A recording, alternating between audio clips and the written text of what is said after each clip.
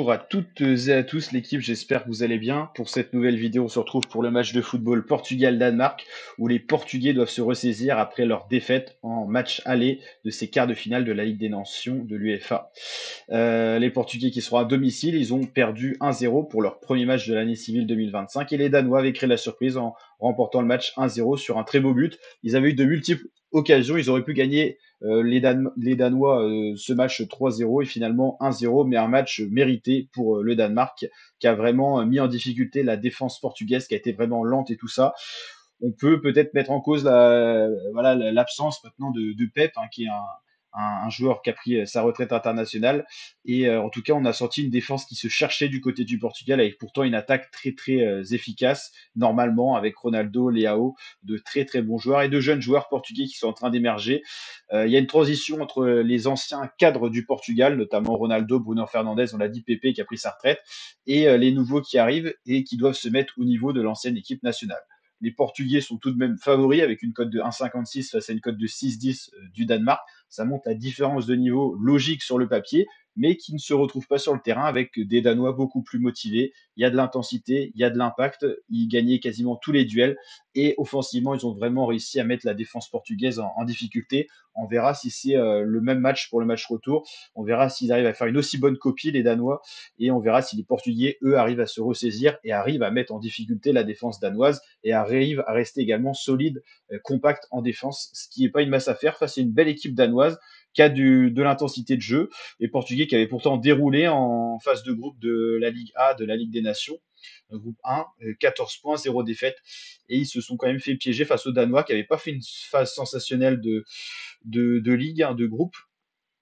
Ils avaient pris 8 points seulement, mais on voit quand même qu'ils ont réussi à causer des déboires à la défense portugaise lors du match aller. Mais voilà, ça joue en match aller-retour, il faut être régulier sur 2 matchs. On va voir si le Danois arrive à être régulier.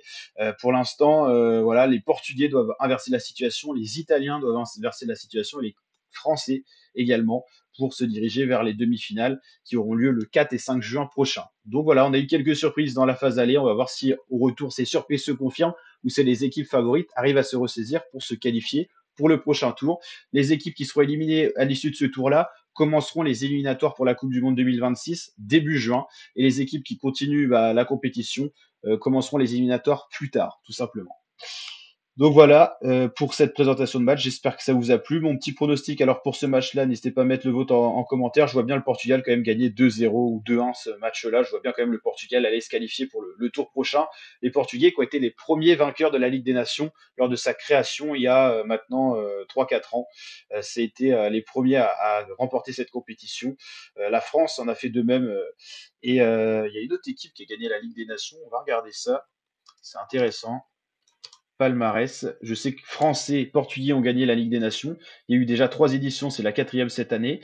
Et il me manque un autre vainqueur, ça serait bien l'Espagne quand même, hein. Souvent l'Espagne, ils ont les trophées. Alors, on va regarder le palmarès. Voilà, c'est Portugal, France, Espagne dans l'ordre. Voilà. Portugal en 2018-2019, France en 2020-2021, année Covid, 2022-2023, l'Espagne. Et l'Espagne a été 2 fois en finale. Ouais, et Pays-Bas, ils ont déjà été en finale. Croate aussi, voilà, sans gagner par contre. Mais on va dire que sinon, c'est un peu la suite logique des choses. 3 équipes qui ont un talent impressionnant quand même. Et on verra qui arrive à ajouter son nom à la saison 2024-2025. Nouvelle compétition qui a été créée pour supprimer, on va dire, les matchs amicaux. N'hésitez pas à liker, partager, vous abonner. Et on se dit à très bientôt pour de prochaines vidéos sur la chaîne, les fratés. Ciao, ciao.